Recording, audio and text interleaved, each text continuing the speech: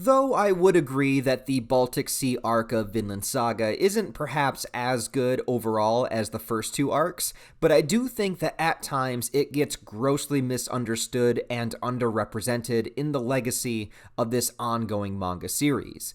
And I would say that chapters 128 and 129 especially really showcase the darkness and harsh reality of what is really happening at this point in the story. Even though Thorfinn has always been the main character, this is the first arc where he's actually placed within a leadership role and is forced to make dozens of difficult decisions in order to try and pursue his dream and his promise that he made over Arnide's grave, to create that world without war or slavery. But that is no simple task, and not only is the operation to make this happen taking an incredible amount of effort, from funding the expedition to assembling a solid group of people, but there is also the not so small fact that Thorfinn has an extremely traumatic and violent history, something that, as much as he tries to move forward, will haunt him and cause repercussions even within the present time. Thorfinn does not just get to have a fancy ideal and go live happily ever after somewhere after spending so many years fighting and killing others, and mostly for no real reason other than them just being in the wrong place at the wrong time, such as with Hild's father.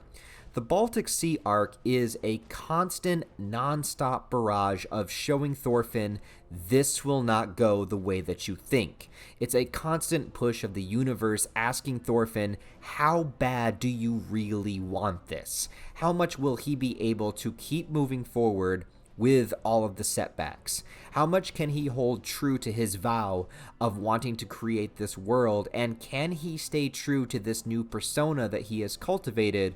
Or will the mercenary child warrior within him always just be right there beneath the surface? At this point in the story, Thorfinn has decided to relinquish violence within him. Part of doing so is choosing not to fight, not to engage, and to try his best to communicate and talk to de-escalate potentially dangerous situations. But then this moment happens. A number of the Jomsvikings are hunting him down, and they start burning the boats of local villagers to make sure that Thorfinn cannot escape the island that he's on. Essentially, because of Thorfinn's mere existence, other innocent people are going to suffer. So Thorfinn comes out from hiding, showing himself, but he already knows. These are the kind of men that are not going to take words for an answer. Thorfinn is alone except for Hild hiding in the trees for some backup when needed, but it's this very cold and almost heartbreaking moment where, in order to accomplish the overall objective, Thorfinn has to fight. And if he refuses, they will kill him. If he runs, innocent people will suffer, and he has nowhere else to go. And if he does not fight, he will never be able to make Vinland happen. This fighting stance that he takes at the end of 128 might be my favorite panel in the entire manga, because it's the feeling that Yukimura draws within Thorfinn's eyes here that's nothing but pain.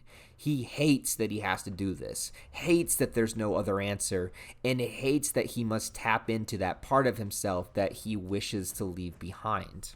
The saddest part might have to do with the spectators, these children that see him and say, yes, beat up the bad guys. But the thing about Vinland Saga that I've always enjoyed the most is that it's never been about good guys versus bad guys. It's just about human beings and what they are capable of. It's that simplistic childlike view of good guys and bad guys that plays into this whole cycle of hatred and villainizing others and creating enemies. And I'm not saying that they're wrong for rooting for Thorfinn. I'm just saying that I believe that Thorfinn recognizes that they will take the wrong thing away from this event. At first, they attempt to fight honorably, for the Jomsvikings anyway. They offer Thorfinn a sword, he declines, and they also decide to fight him one-on-one, since it's a bit dishonorable for 6 guys to jump one person. However, after Thorfinn is able to subdue the first man, and then the second, barehanded by the way, then the rage begins to stew within them, and that honor goes out the window. The next 4 guys surround Thorfinn and decide to attack him all at once. He does his best to engage them, evading attacks with his intense speed and agility. Also, Hild does send in her backup with the crossbow, which honestly I think is fair game. They did all just decide to jump an unarmed man at once, so the moment that you switched it from one-on-one to this, Hild has every right, if you ask me. But of course, at this time, Hild is still very cautious of Thorfinn and says that she's not going to intervene again. After Thorfinn takes them all out, he's up against the final 3 men. But then 2 of them turn on their commander, kill him, and kneel before Thorfinn, wishing for him to accompany them to the man named Von, who is currently opposing Floki, who was the one that they were pretending to follow at the time. Thorfinn lashes out, claiming that he is just a merchant now and doesn't wish to be involved in any of these Viking politics. But the truth of this situation is clear when looking at it from a third-party perspective. As one of the children tries to come up to Thorfinn to give him a gift, her mother pulls her away, terrified that her child got that close to someone capable of as much violence as was just displayed. To these everyday civilians, Thorfinn is the same as the Jomsvikings. To them, this was just 2 fractions at war right in front of them. Thorfinn disconnected from the understanding that whether he wants to ignore it or not, he does not live on the same level in terms as these civilians, or as the Jomsvikings call them, the sheep. The wolf in sheep's clothing metaphor used accurately here, as what Thorfinn wants and how Thorfinn is perceived are 2 different things. You can be the greatest saint in the world, but you will never be able to cover up the scars on your hands from the damage that you've caused others. Thorfinn wants to claim that he's just a merchant, and guess what? He's not.